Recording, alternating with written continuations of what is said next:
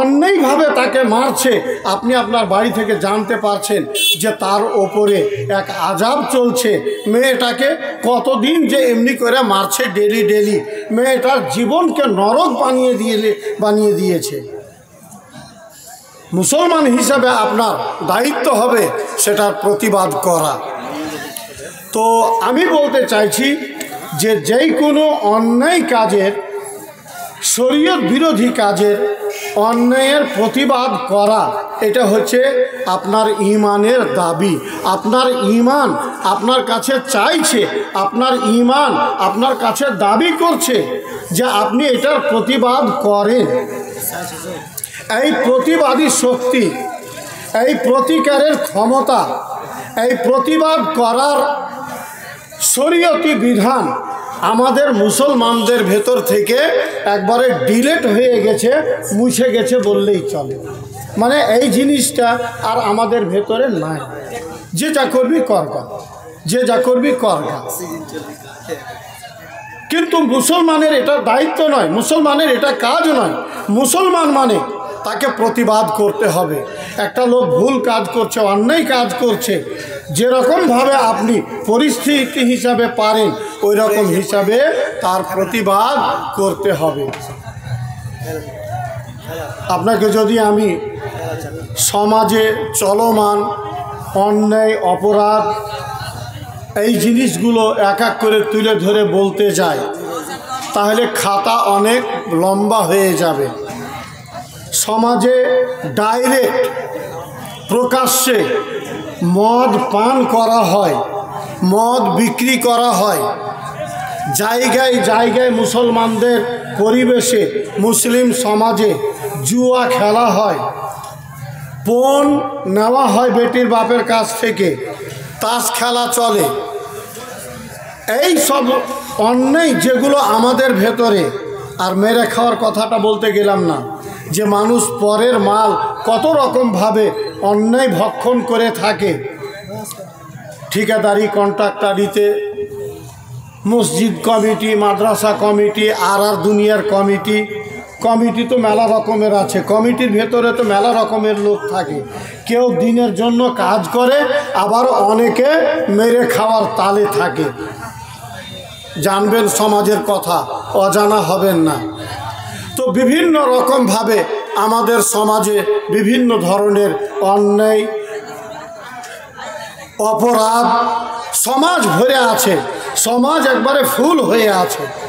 আমি আজকের সভার কথা আপনাকে বলছি, একটা শরীয়ত বিরোধী কাজ,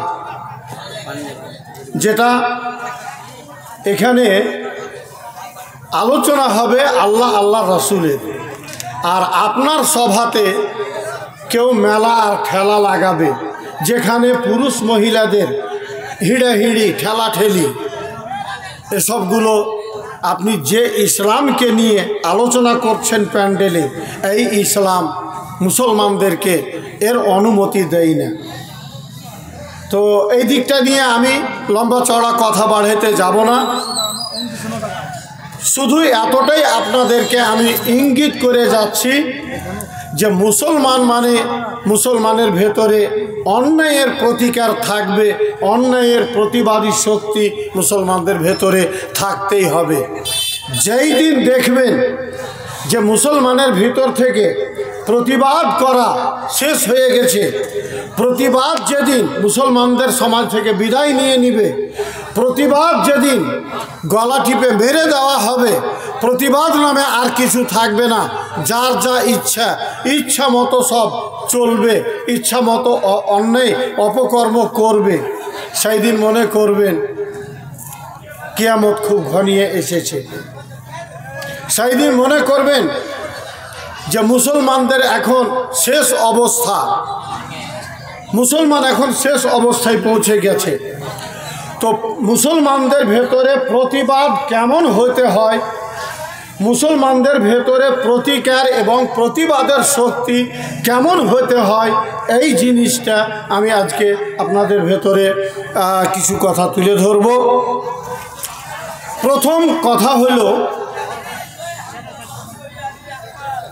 যখন ইসলাম ধর্ম নতুন নতুন এই দুনিয়াতে এলো, আজ থেকে মোটামুটি ১৫০০ বছর আগেকার কথা বলছি, এই যে ইসলাম ধর্ম আমরা যেটা মানছি, এই ইসলাম ধর্মকে আমাদের শেষ নবী মুহাম্মদুর রাসূলুল্লাহ সাল্লাল্লাহু আলাইহি ওয়াসাল্লাম আজ থেকে ১৫০০ বছর আগে নিয়ে উপস্থিত হয়েছিলেন মক্কার মাটিতে, মক্কায়।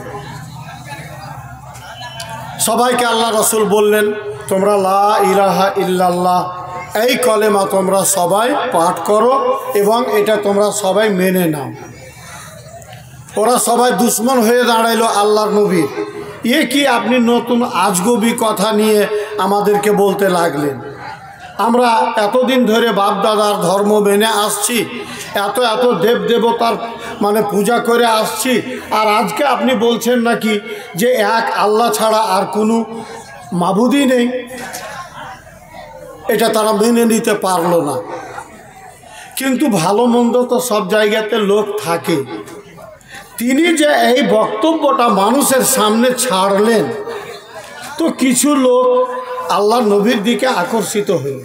আল্লাহ নবীর কথাটা, বক্তব্যটা তাকে ভালো লাগলো তাদেরকে। এই একজন, দুজন, তিনজন এমনি করে করে কিছু লোক আল্লাহ নবীর কথা মানতে শুরু করলো, মুসলমান হতে লাগলো। একবারে শূন্য থেকে, জিরো থেকে করতে করতে আজ গোটা জগৎ মুসলমানে পরিপূর্ণ হয়ে আছে ওই নবী মুহাম্মদুর রাসূলুল্লাহ সাল্লাল্লাহু আলাইহি ওয়াসাল্লামের ইনকিলাবের কারণে।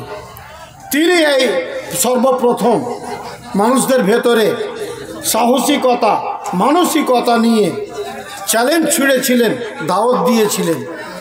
কম কি জ্বালাতন করা হয়েছে নবী সাল্লাল্লাহু আলাইহি ওয়াসাল্লামকে দুনিয়া থেকে মুছে দেওয়ার জন্য।